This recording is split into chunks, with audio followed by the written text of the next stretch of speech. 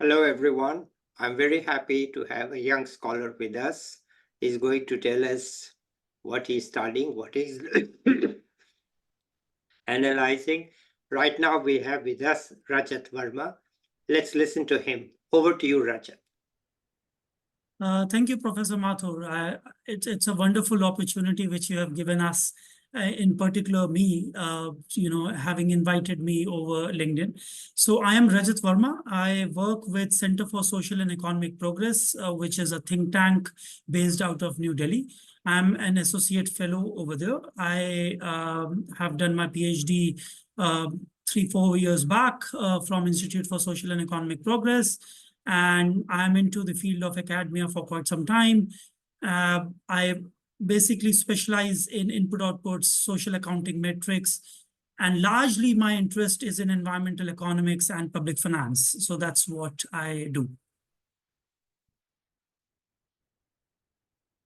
Yeah, I was on mute. It's something that I'm interested in, so let's hear it. Let's go ahead, please. Sure. So should I start? Yeah, please. Sharing my screen? Yeah. Thank you. Yeah.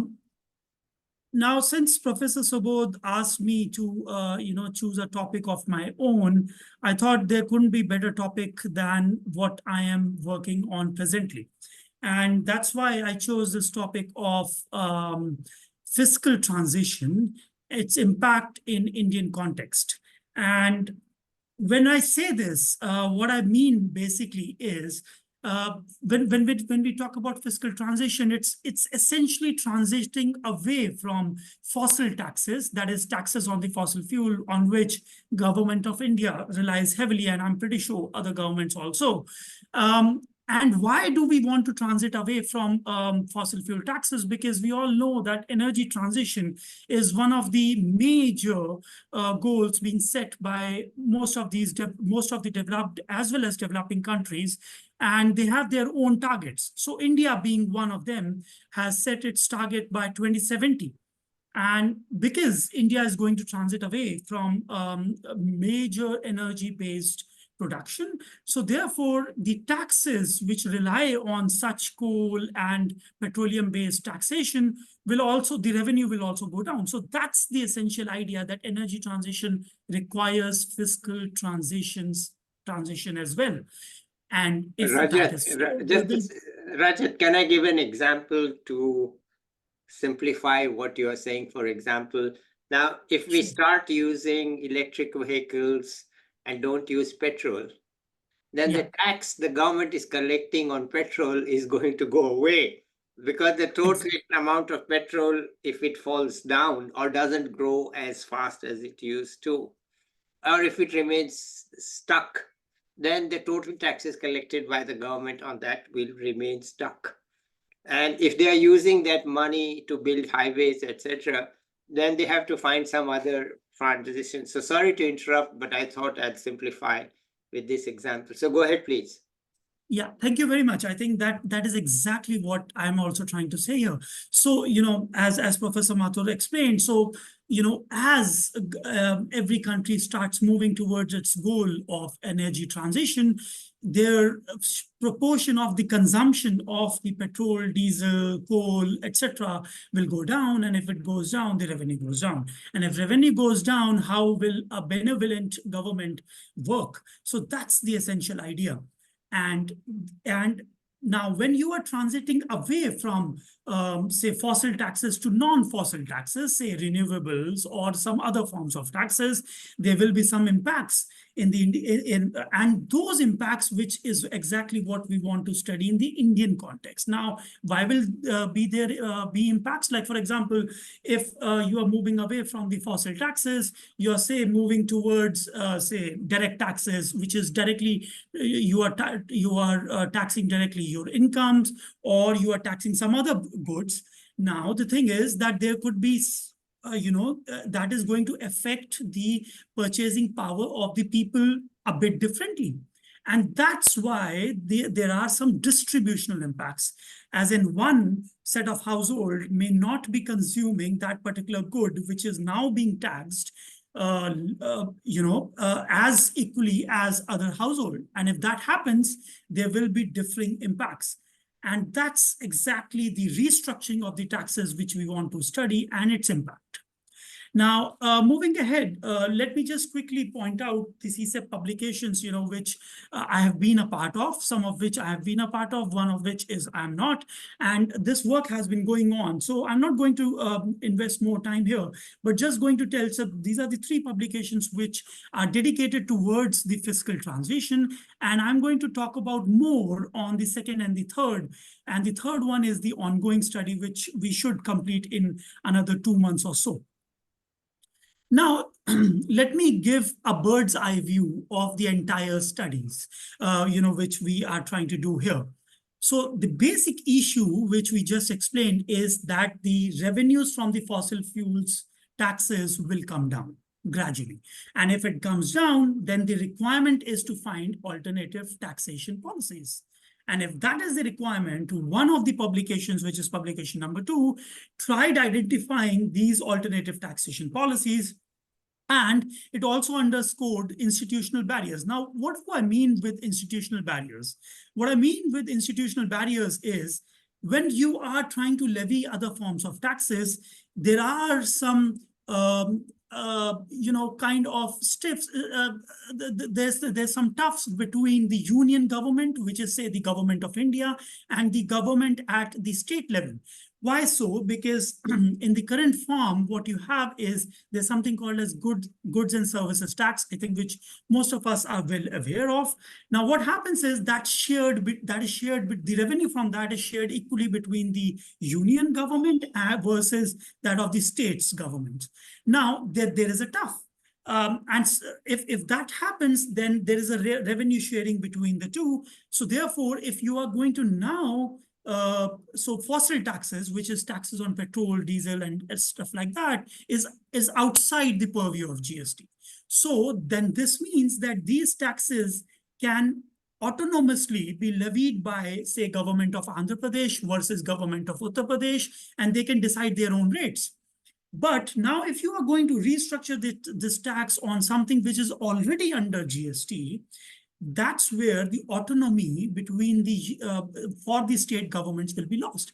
That is, the taxation powers, sovereign authority of the state government will be lost. And that's one of the major fiscal federal structure which we are talking about, states autonomy which we are talking about. Then there are, of course, difficulty in the implementation and such things like that, because it's always the case that reduction of the taxes is not an issue, but when you start levying new taxes, or even if you say that we are going to levy it in place of the other, it's always an issue. So those are the implementation issues, which government might come into. So all those, we tried studying, and we will come in detail in the upcoming slides. Now, what is the ongoing work? The ongoing work is, in the prior work, we identified these institutional barriers, we identified the taxation alternatives, but we could not understand that what could be the impact of these various taxation policies. Like, for example, if you're replacing fossil fuel taxes with, say, a tax, with, say, a personal income tax, or with, say, a tax on the emissions, which is called as carbon taxes, then what would be the impact of those? So that's exactly what we tried studying with the ongoing work, using something called as an accounting matrix, which I will come in a bit more detail in later slides. So now the impacts could be economic, that is, it can affect the gross domestic product, GDP, the value of the output, prices, purchasing power cap of the households, emissions, if you are levying it on the carbon and carbon equivalent products, and then different households getting impacted differently, which I explained in the previous slide. So these are the things which we tried working in the ongoing and what are the tentative results? What we actually found was carbon taxes on coal and lignite. Now, please understand this. Even though we are saying we are moving away from the fossil fuel taxes, there the tax base, or to say where the tax was levied, was the consumption of these products. Now we are saying you levy it on the emissions of these products, now, which is still going to increase to a certain level for developing countries such as India, because India is not going to move away from coal immediately, right? Or say petrol immediately. So that's the idea, that the medium-term alternative is a carbon tax on coal and lignite. Why coal and lignite? Because coal is, India is so hugely dependent. Even now, more than 70% of its present generation of the electricity comes from thermal power plants, and it's going to stay for quite a while now. So that's the idea. And the second point is some non-conventional taxes such as distance travel tax. Now, what distance travel tax? That, you are going to use your cars, your motor vehicles to apply between cities, and it's only going to increase as the purchasing power will increase. Now, it may happen that you may move away from, say, petroleum-based or diesel-based vehicle to, say, electric vehicles, but still you are using and you are polluting at some other level, because remember, it is still coal-based power plant. So even if it's not end of tailpipe emissions, but somewhere it is going to be emitted. So that's what is one other alternative. And along with that, electricity taxes. Again, electricity consumption is one of India's electricity consumption is very minimal as compared to on a per capita basis when it compared to developed countries. So it's only going to increase.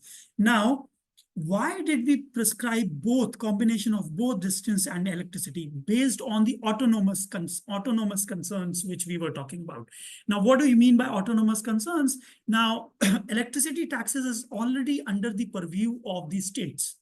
The union cannot levy the taxes. Now, if the union cannot levy the taxes on the electricity, so states has its own autonomy. So you're not affecting the autonomy, but rather you're saying the distance travel taxes should be levied by the union. So that's the idea, which we are trying to point out. And that's where, the autonomous idea of the federal structure can still prevail. And there could be some midway, being brought up. And last but not the least is the tentative result which we got was that results on the equity vary. It's obvious.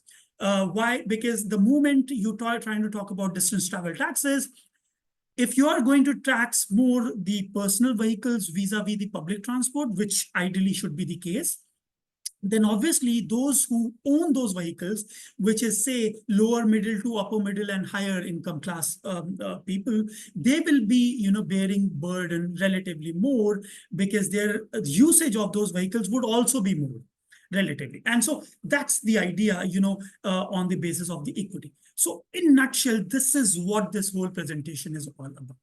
Now, having understood that, let me now go down into the essence of these studies. So the motivation of the research, I believe by now should be very clear, that it's a net zero emissions target, and so therefore there will be a significant loss of the government revenue. And now let me actually say that why India's context is so important.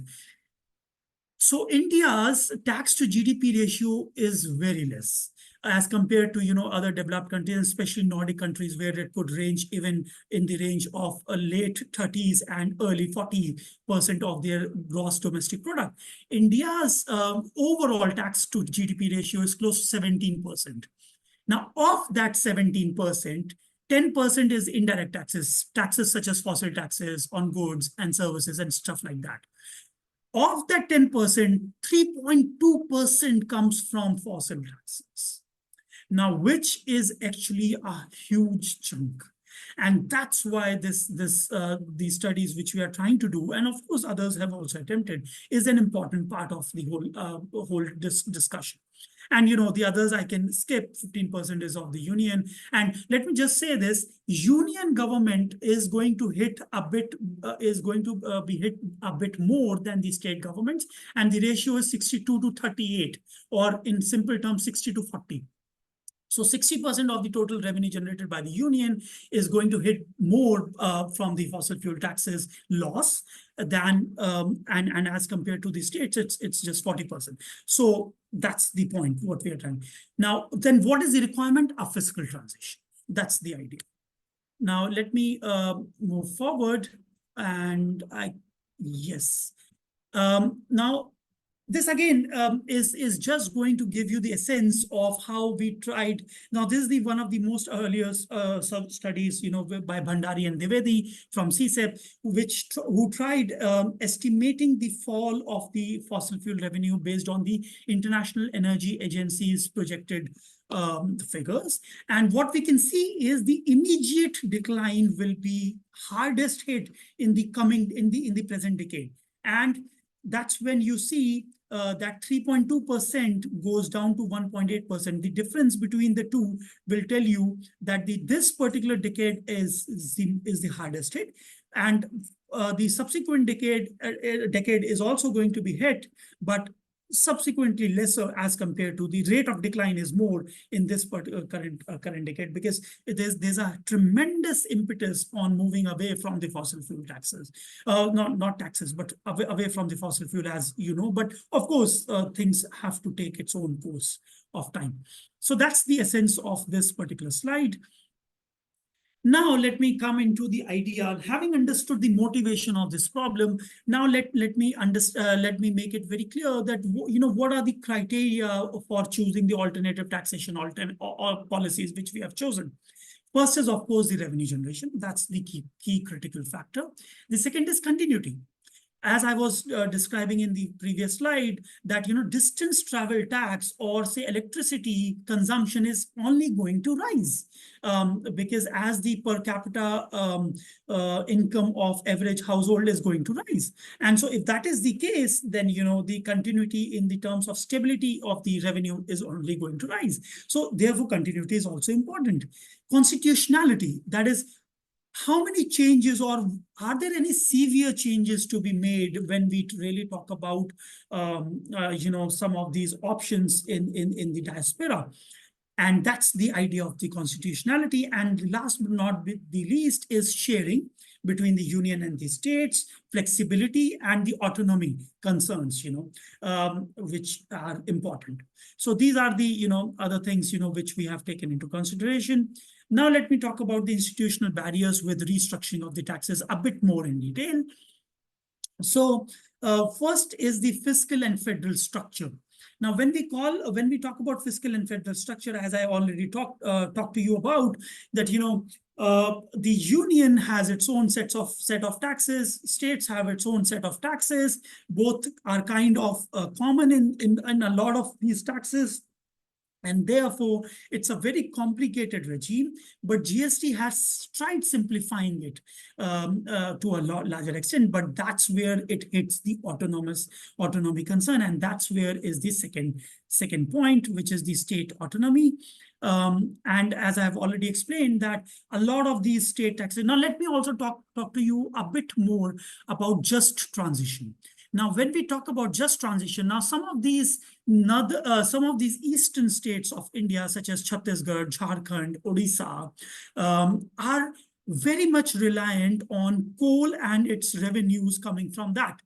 Now, when we gradually move out from coal as a source, they will be relatively harder hit than as compared to the richer states of India, say Gujarat or Maharashtra, and states like that, and southern states also. So if that is the case, then how do you take care of that? Of course, this is one issue which we flag. We do talk about it in the appendix of the paper, but we didn't really go into much of the detail. There's something called as finance commission, which I'm not going to get into here. Now, then there is a difficulty in the carbon tax implementation. The problem is, how do you measure emissions? We all know that India now, former finance minister, Mr. Arun Jaitley, who's no more, said that India is largely a tax evading society. Now, if India is largely a tax evading society, how do you comply for a mechanism to measure emissions? Now, that's where technology will come into play. Now, let me set aside from carbon tax and talk to you about distance travel taxes. Mr. Nitin Gadkari's recent principle of using GPS technology to monitor the distance traveled on the national highways can be a game changer. And that is how technology can help us, at least in plugging those gaps. So I'm also talking about the issues, and I'm also trying to give some solutions on it. And then, of course, the political economy resistance. So you Rajat, want can to I say just something? interrupt you for a minute? You know, Sure. if you are using GPS data, you are running into a lot of privacy issues. Yes, You yes. know, That's that what. is, I cannot help but mention it, that, you know, when you buy petrol, nobody knows what you're going to do with it. But if you use distance traveled, you actually know that I am going from this place to that place. Yes, And that yes. data is, you know, I think we need to be clear that we need to have privacy concerns also Exactly. in these policies. But sorry to interrupt, but I think I didn't, you know, want to miss that point, that the tax should be a tax, should not be an intrusion. I mean, all taxes intrude into your privacy, but Right. to some extent, but you know, try to minimize it. So sorry to interrupt, but I had to say No, it. thank you very much. I think this is a very relevant point, which we talk separately in other CSEP studies, but not in this study, but very relevant point. That is, data breach and the privacy concerns is something we all know that, how Aadhaar is loosely used in every small purposes, for which we have to give. And, we all know that how Aadhaar linked scams are also being there. So yes, if the data breach is there, and if it is known that a person is traveling from A to B, there could be other related issues which one must look into. And I'm 101% with you, Professor Mathur, over there.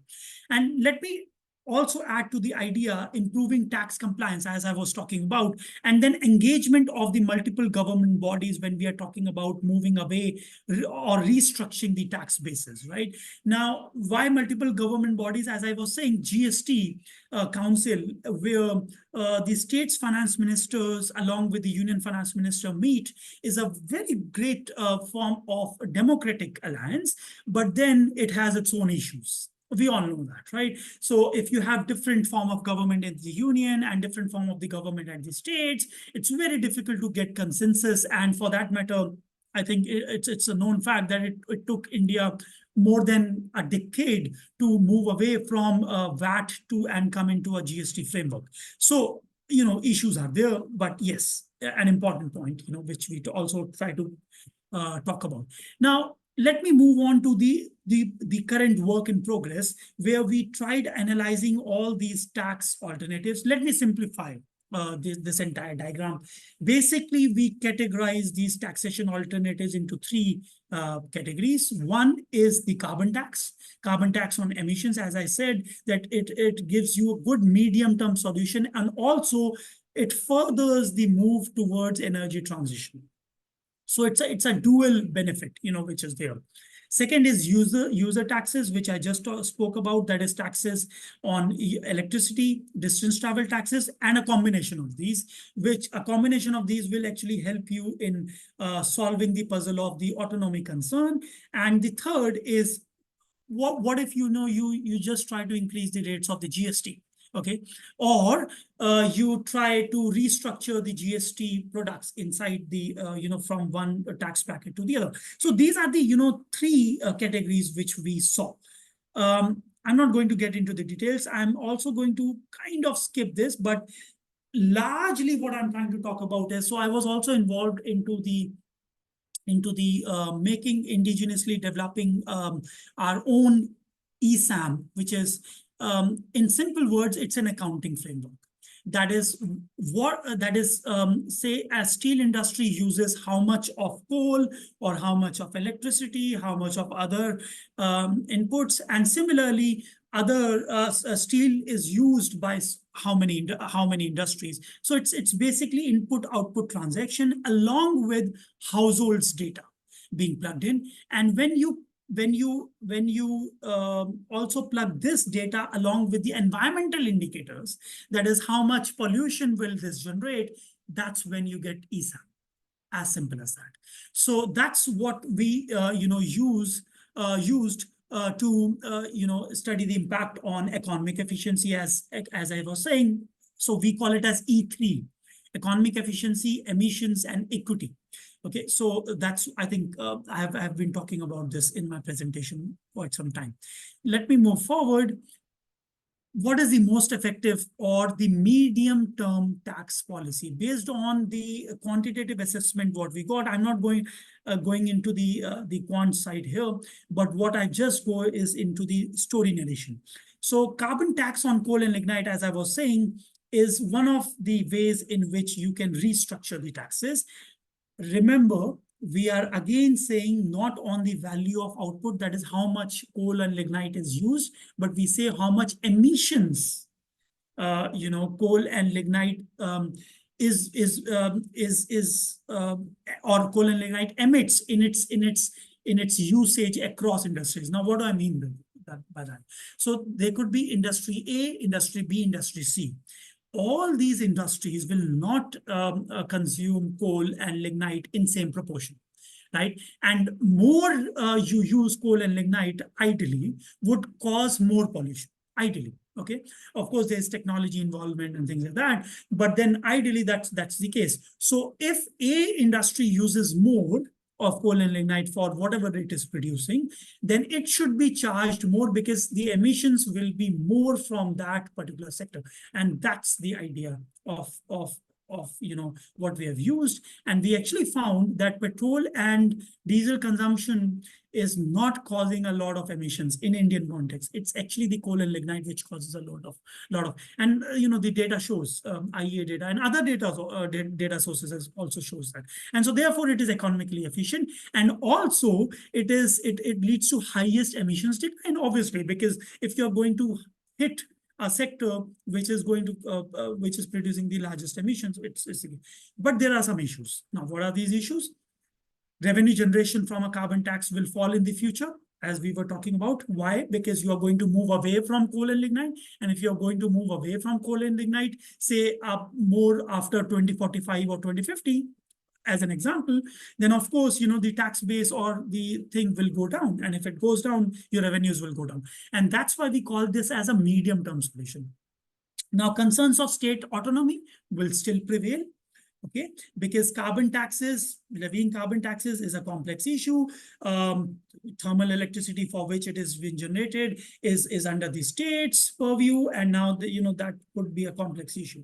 Impact on equity, it's mildly regressive. Let me also tell you here, it really depends on what indicator you're using to measure equity.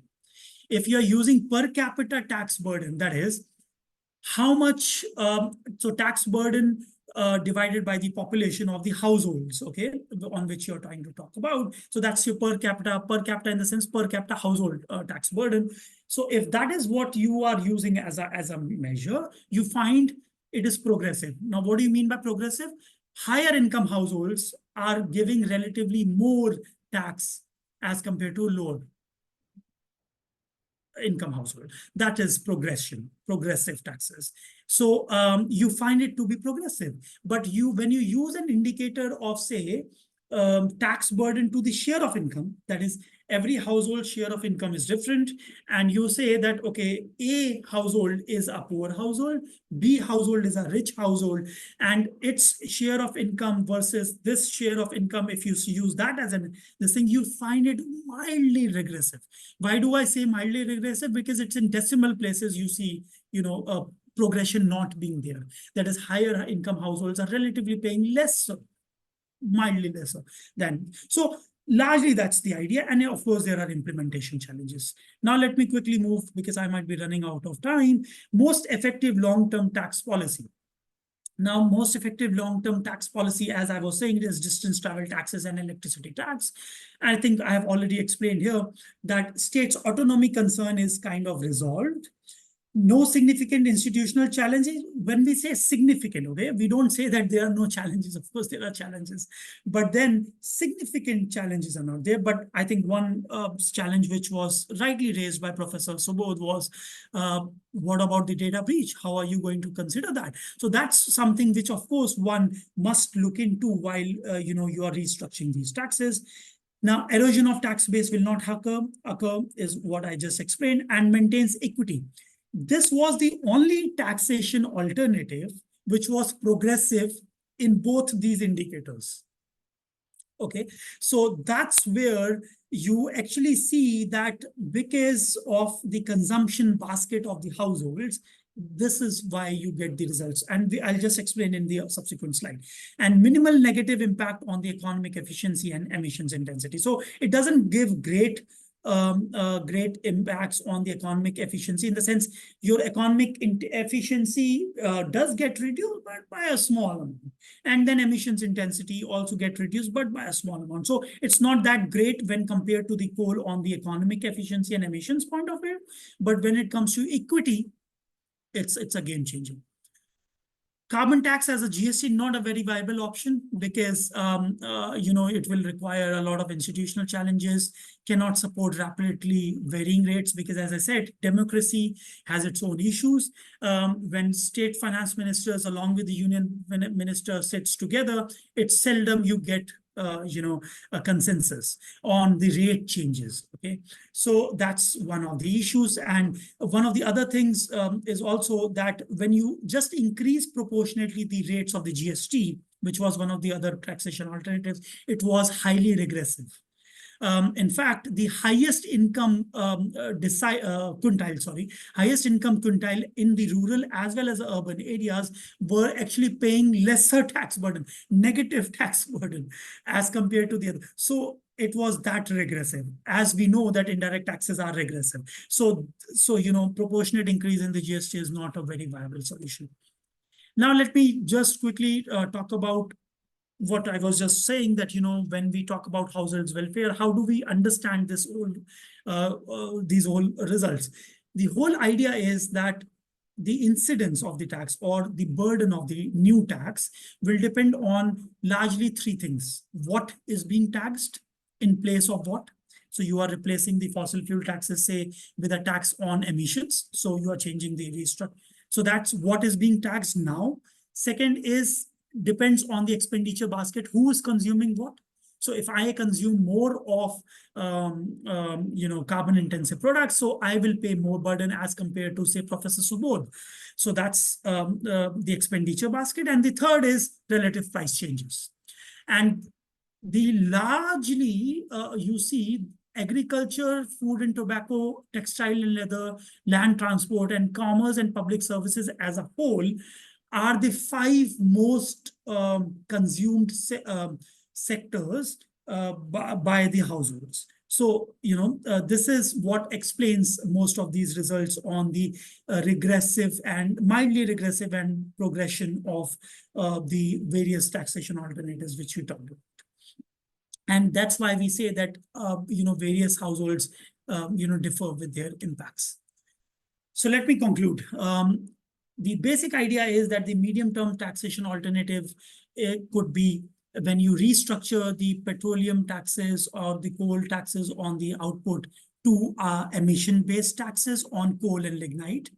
Second is long-term taxation alternatives is something a combination of distance travel taxes with the electricity tax. And so therefore you take care of the equity and state's autonomy concern.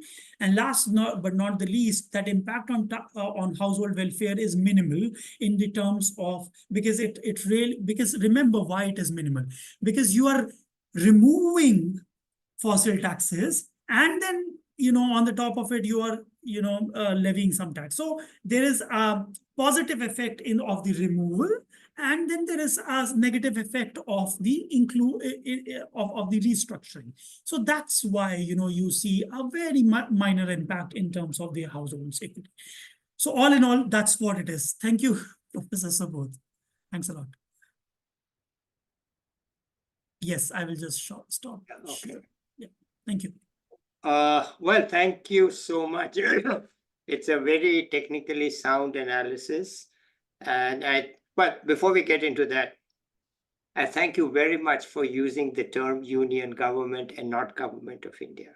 I think it has been my effort for the last 5 years to stop saying the government of India, because that's a very colonial term, and it also misleads you into thinking that the union government dominates the state governments. It doesn't. Yes. It has its own powers, and there's a conflict, which you rightly mentioned, between the states and the union, and it's in the federal structure. We don't need to be constitutional experts, but we need to understand that there is, and we need to use the term that is actually constitutionally more relevant, though the Constitution does have the words Government of India in it.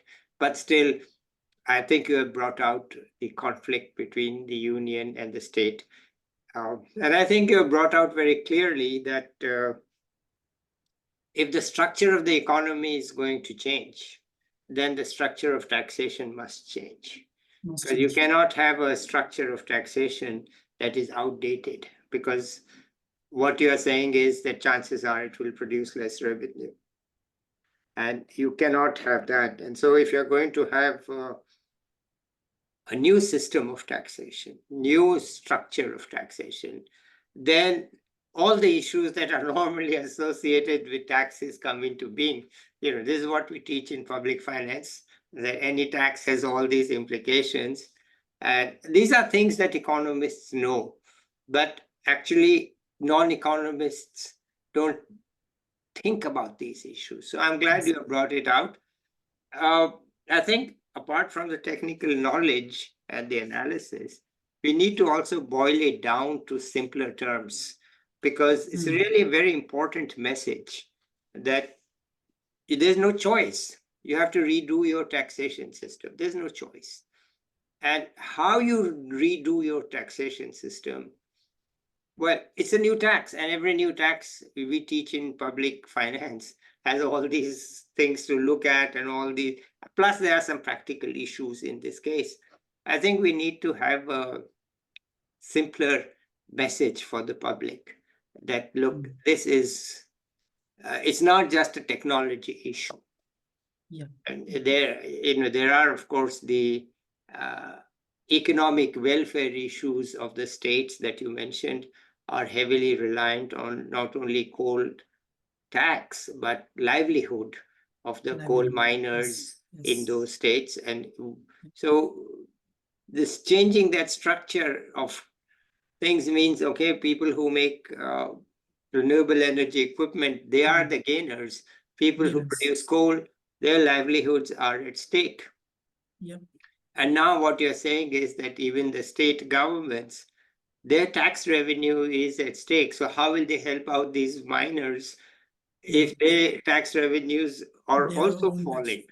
So I think these are very powerful political questions, and they can only be understood as in the framework that you have put out, the union state framework, that look, who's getting what and who's getting where. So I think it's a very important contribution. I think, I have not seen anybody else do this analysis, but I don't follow this very closely. But I think it's very timely, and I think we need to explain it along with the focus, which is, most people are still thinking of it as, look, do solar and wind. Some people think of it as energy efficiency a little bit, but otherwise the message hasn't got through that this is a change in the structure of the economy. Yes. It's not a simple thing to just say do more wind and solar. Yeah. Everything has an implication. So I'm glad you have brought it out. Okay. And I hope you will be able to boil it down to simpler terms as to who's going to pay for it. Yeah, who's going to pay for it? Yeah, who's going to pay for it? Yeah. There's an issue of who's going to be, or let's say who's going to be the winner and who's going to be the loser from this change in the structure of the economy. That's what you're pointing out, that there's some winners, some losers, and we need to have a clear sense of how can we tolerate losers when the nation as a whole is a gainer, right? Yeah. If you are saying that this is a national policy, but if the national policy produces losers in terms of households or states or whatever, then we need to think about that. Yeah, exactly. I think I'm very happy to hear it.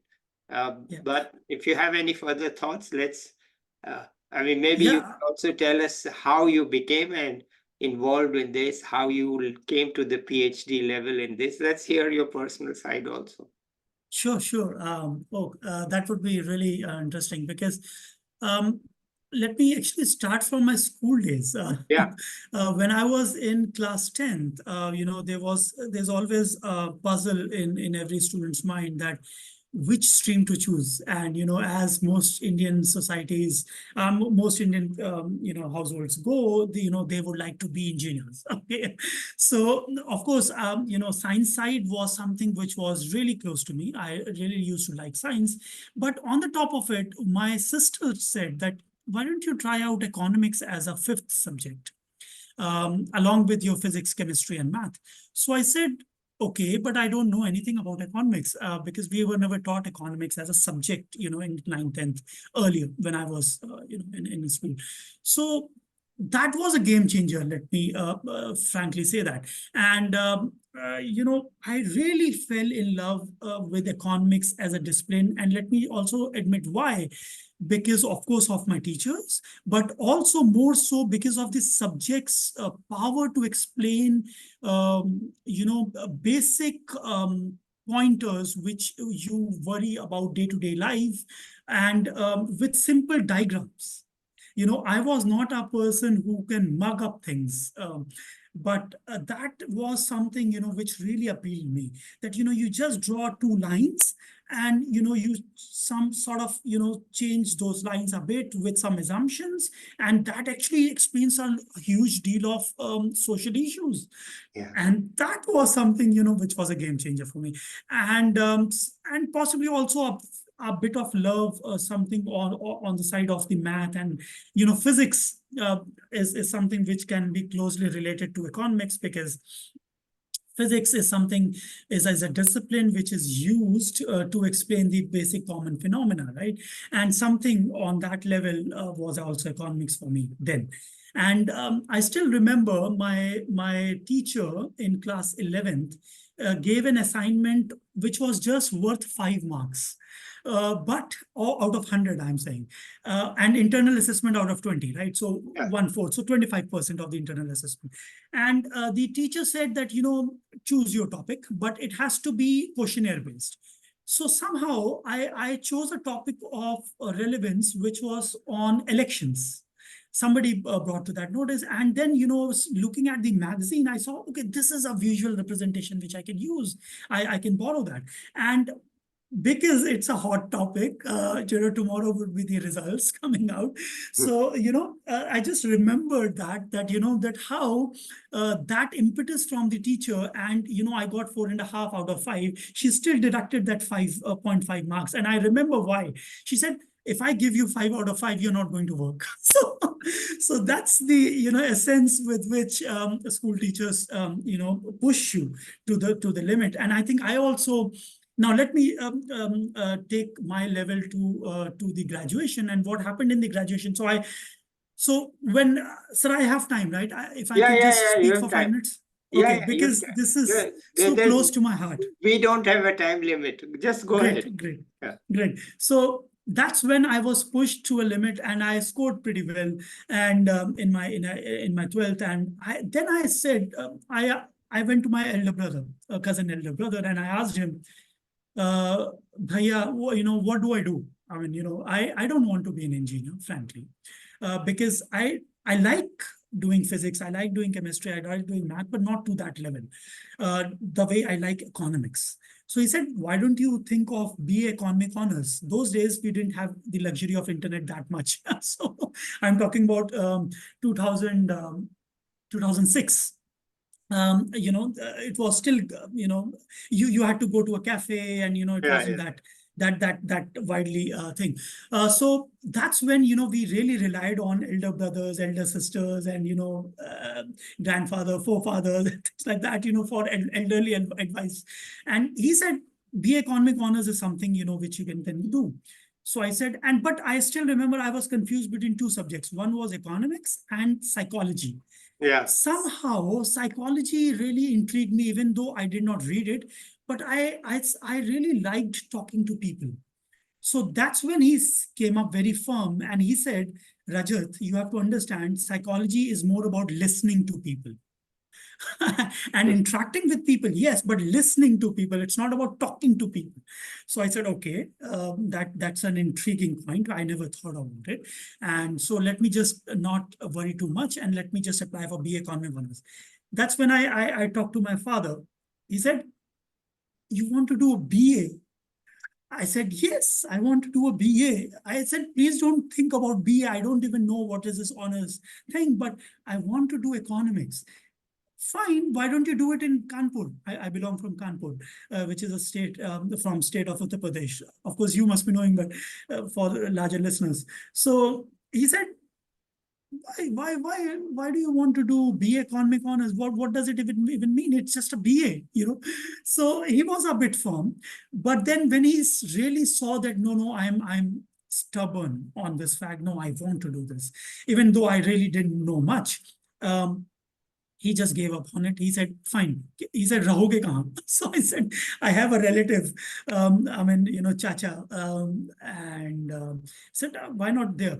But then later it so happened that, to make myself independent, it was better a decision to remain to be situated in a PG, paying guest. And that really taught me a lot, organization, things like that. And it gave me tremendous individual power of, staying outside of the family. But sir, I must say one thing which really kept me going, and I really counsel my young friends also on that, is you must know your objective with which you came out of your home. And that objective was studying. And I did not get a very great college. I got an off-campus college, I must say.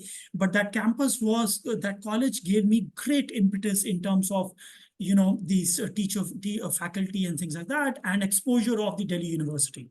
That is, you can participate in debate and things like that. And I also did street play. I also directed a play, I remember, in third year of my undergrads. And so that exposure really helped me in personality development. And that is what it did, moving away from, Kanpur to, say, New Delhi as a learning experience. And then suddenly it so happened was I really liked talking to my friends and explaining concepts of economics. And that's when my friend suggested, he said, तुम teacher क्यों नहीं बन जाते? So I said, हाँ मतलब वो I like being explaining concepts, but I've never thought of it as a profession. So he said, no, I mean, you have great ways of explaining things which I could not understand in the class. So I said, okay, fine. And that's what really happened. After bachelor's, I pursued master's. And then after master's, I got a job at Delhi University in Gargi College, where I got the opportunity to teach.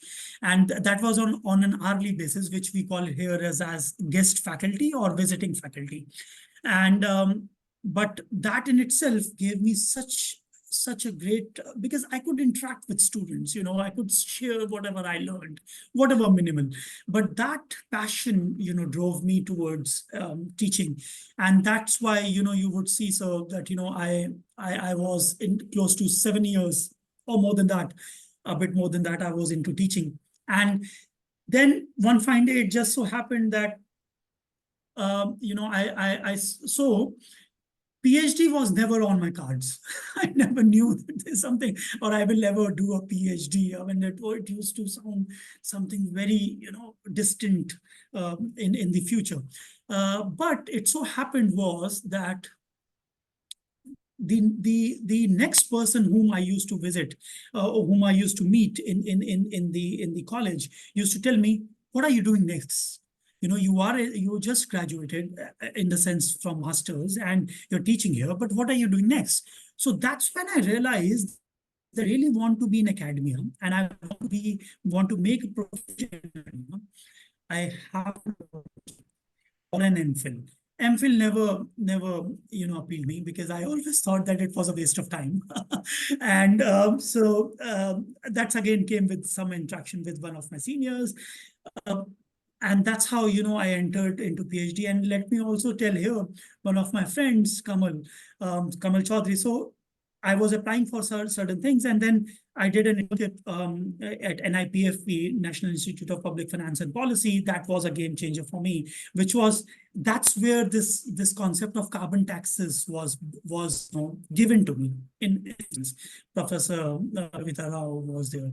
Then I was interning under her. So I had a major project where I had a write-up, proper research write-up, but of course not to that level. So this guy calls me and says, Rajat, you are getting a fellowship of 16,000 rupees down in South. Why don't you go there if you are really looking out for an opportunity? So I said, oh, wow, 16,000 is good enough for me. So that's when, I'm talking about 2012, 2013. That's when I applied for ISEC. And ISEC was a game changer because, people from all over India came there, from Jammu and Kashmir to Kerala, and from East Odisha to, say, Gujarat. People from all the regions, major regions, I would say, geographically came there. And that was a change. So that's really brought me to PhD. And here I am. So I completed my PhD in 2019, and 4 years hence, I think, yeah. So that's the story. Great. All right. Let's. Anything else you want to add here? No, that's it. I would just like to say thank you, Professor Subodh. I was actually, when you gave me this opportunity over LinkedIn, I think I could not participate in the Lift Up movement. I still remember I messaged you. I was very interested in, but could not because it was a field survey and I could not have dedicated that much of time. But the moment you gave me this opportunity of speaking about whatever you are doing or about yourself, I thought I must grab this opportunity. I must not let it go. And here I am. And why? Let me also say why, sir. Because it's seldom when you use a media to where a person such as you, who's mature enough to understand the feelings of the speakers and give the speakers that much of time, to speak about it. And I think that really brings in the life experiences or experiences, whatever little we may have to share. But I think that is a game changer. And I think your movement about, speaking, and I see it's already close to 400 episodes, which it will hit very sure. And I just wish all the best for this noble initiative which you have taken. Okay, let's end it here. We can talk a little bit afterwards. Sure. Thank you very much. So I'll be back with another young person or an expert soon. Let's end the recording here.